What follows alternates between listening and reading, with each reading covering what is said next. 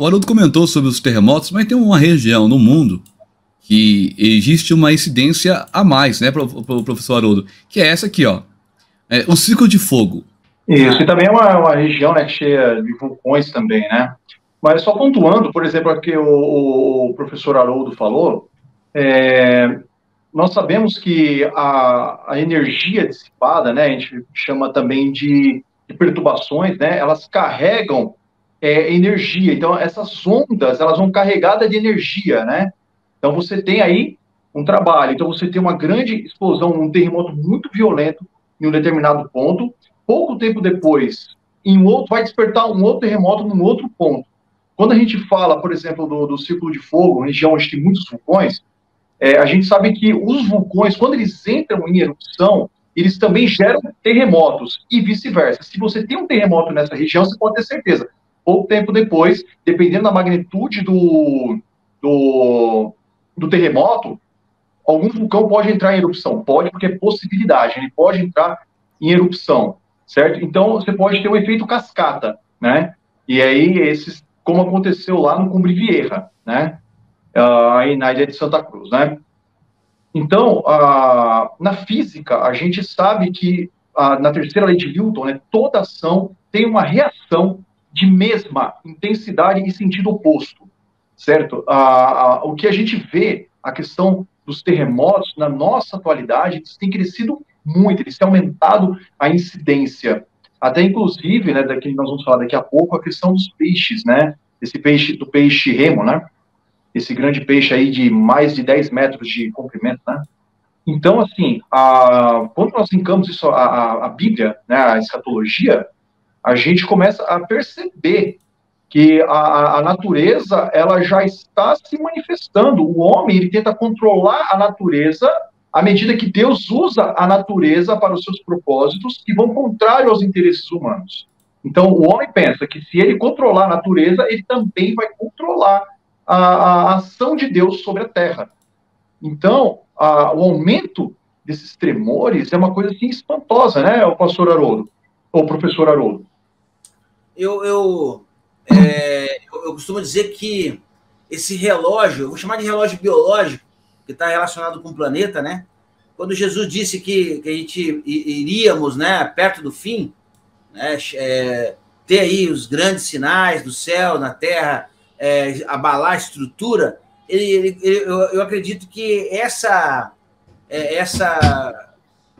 frase que ele deixa para que a gente pudesse entender que nesses últimos tempos, né, esse relógio biológico do planeta, né, em vez de você falar assim, naquela época vai ter aquecimento global, vai ter uma destruição, derretimento. Não, ele fala geral, abalando, porque o aquecimento global, ele gera, ele desperta vulcões, e isso já é um sinal de que esse aquecimento está ligado aí com o centro da Terra, e isso gerando toda essa sismicidade aí por todo o planeta, que eu acredito que tem muito a ver. Então, assim, logicamente que isso só serve para a gente ficar mais atento, porque em algum momento, né, pelo menos os escolhidos não serão pegos desprevenidos, porque a gente entende esses sinais muito bem, né? Estão vendo muito de perto. Tudo isso na nossa atualidade, né? Antes de entrar nessa questão do peixe, eu quero ler aqui, né, Mateus 24, 6, 8, 24, 6 a 8, e diz assim: ouvireis falar de guerras e rumores de guerras, olhai-vos, não perturbeis, porque forçoso é que assim aconteça, mas ainda não é o fim. Porquanto se levantará nação contra nação e reino contra reino, e haverá fomes e terremotos em vários lugares. Mas todas essas coisas são o princípio das dores.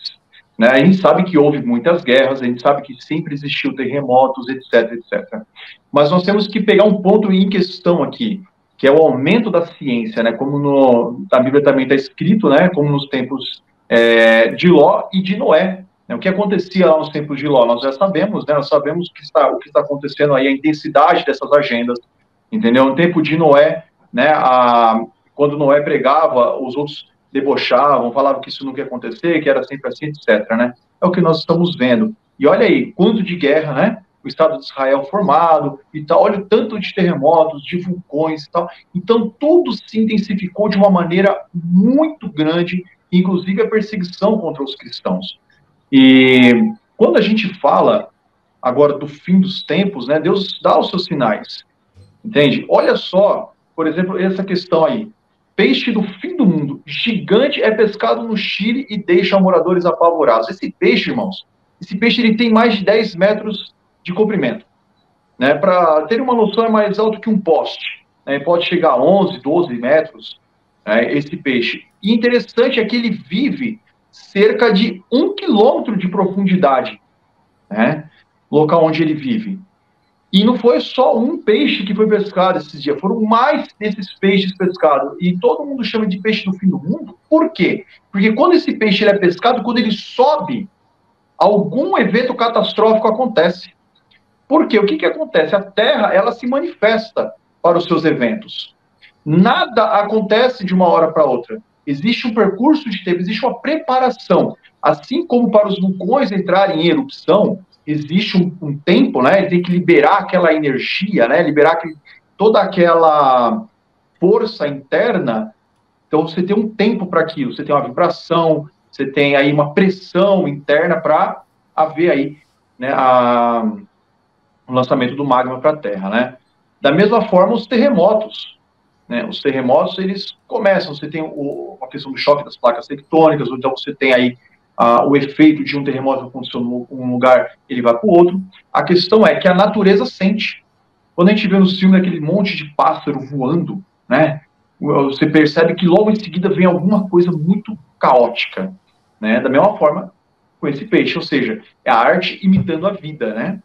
E a Terra, ela já está chegando no seu estágio final. Né? Ela já tá terminando o seu ciclo.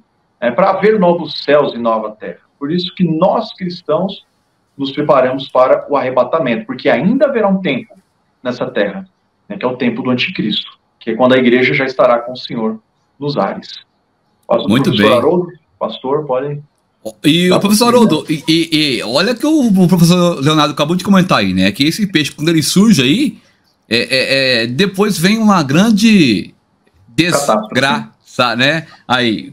O senhor, jamais ali no Chile, que é um lugar que o senhor sempre tem ali um público bom. O pessoal perguntou para o senhor sobre esse peixe lá, professor Haroldo? Eu entrei em alguns programas de televisão para falar dessa atividade aí, dessa pesca aí. Na verdade, esse aí foi capturado em Arica, né, que é no norte do Chile, na fronteira já quase com o Peru. Foi capturado no Peru e um no Equador, tudo isso aí num intervalo de 45 dias. Eu quero aproveitar para dar um abraço aí para o Eduardo Quiroga, a Andreita Gomes, que estão presentes aí, e dizer que tudo que o professor Leonardo está falando aí, na verdade, é fantástico, né? O que acontece é que o peixe remo, aí habitando, o Eduardo Quiroga acaba de complementar, eles vivem a profundidades abissais, né? Profundidades, eu acredito que abaixo de 1 quilômetro.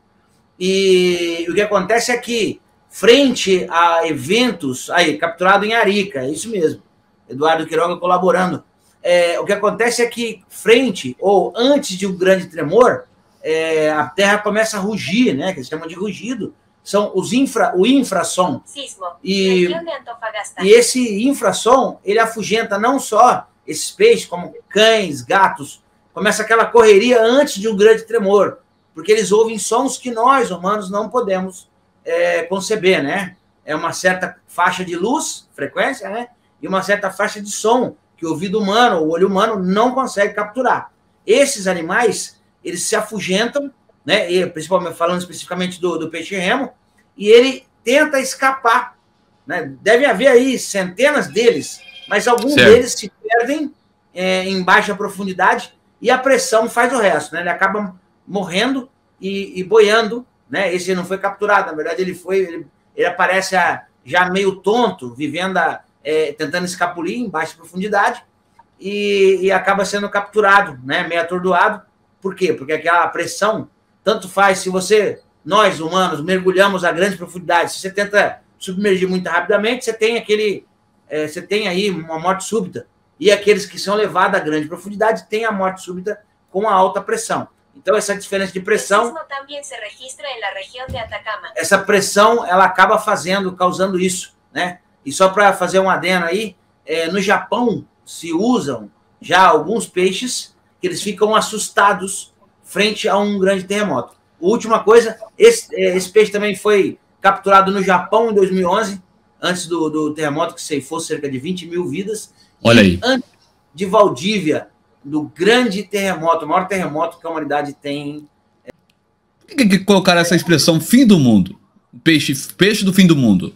Você imagina, antes do terremoto de Valdívia, apareceu os caras pegarem um peixe como esse, né?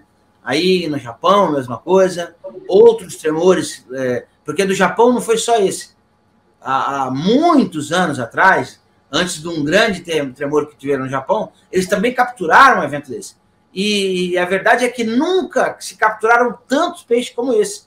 Em 45 dias, eles capturaram em Arica, capturaram um no Peru e capturaram no Equador. Isso está gerando uma preocupação à comunidade, porque imagina você ver um peixe que depois dele, o imã, no Equador, gera essa comoção. Então a sociedade está muito preocupada. Então, quando fala fim do mundo, não necessariamente está falando fim do planeta, mas que algo muito, muito perigoso pode estar aí às portas. Meu Deus, isso é muito forte, hein, professor Haroldo? Tem gente que está assustado com esse peixe, porque nunca tinha visto falar de um peixe de mais de 10 metros de altura, segundo aí o professor Leonardo comentou, né?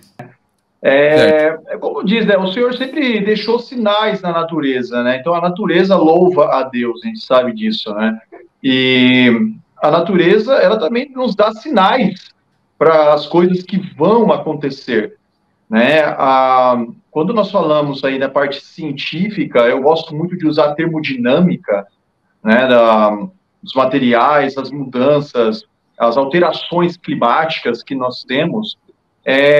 Tudo isso não é somente um efeito da mão humana, mas um efeito natural da Terra. Assim como nós nascemos, nós envelhecemos, a Terra teve o seu princípio da criação e vai ter o princípio do fim também, como está na Bíblia, né? É por isso que Deus nos promete um novo céu e nova terra, entende? E essa terra tem que ter um fim, e o fim dela está chegando. Não tem muito mais o que acontecer nesse planeta Terra. O homem, ele quer herdar essa terra, né? Lúcifer, existem muitos estudos que falam que Lúcifer promete para os seus essa terra, né? Para isso, tem que haver um completo equilíbrio da humanidade e a natureza, ou seja, equilíbrio, né? Como se o homem fosse equivalente à natureza, ou seja, o homem ele não é diferente de nada da natureza. E nós sabemos que nós dominamos a natureza, nós dominamos sobre a terra, mas Lúcifer, ele não põe assim, né, porque ele quer deixar diminuto a criação mais maravilhosa que nós somos, seres humanos, né, somos a coroa da criação de Deus. Então, para isso não adianta o homem intervir na natureza, não adianta criar um HAARP, criar Bluebeam, reduzir a população mundial, isso aqui há de terminar, a própria termodinâmica de tomar conta. Então, não existe como você barrar essas alterações climáticas, a inversão do polo magnético da Terra. Não existe possibilidade alguma disso acontecer, né? O tempo dessa Terra já está no fim. Como eu falei, de acordo com os meus estudos, com o conhecimento que eu tenho da parte da física, né, com os ramos da física que eu estudo, da geofísica, a Terra não tem mais de 6 mil anos. Essa história de que milhares e milhares de anos, isso é conversa para boi dormir. Essa história de carbono 14, conversa para boi dormir. A ciência prova aquilo que o dinheiro paga. Essa é a realidade. Pagando bem, esse osso tem mais de 1 milhão de anos. Não pagou, tem 10 anos. É assim que funciona. Parte da ciência é isso. Esse peixe-remo aí, ele é conhecido também como um monstro marinho.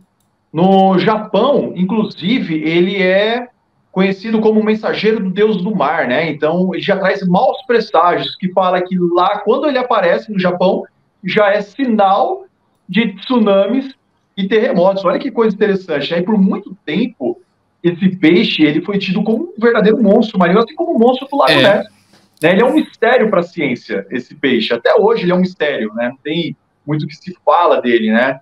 Então, aí você pode prosseguir, só esse adendo. Foi o que disse o professor Haroldo, né? Que antes de acontecer lá no Japão aquela tragédia, apareceu um peixe antes, né? O professor Haroldo comentou aí, não foi? A história do peixe remo, ela é bastante antiga, né? Os outros terremotos passados, eles já haviam capturado e é assim um presságio de que relacionado ao infrassom, a outros terremotos já, esse peixe sempre ele vem como um indício de que algo não está bem aí na natureza. Exato.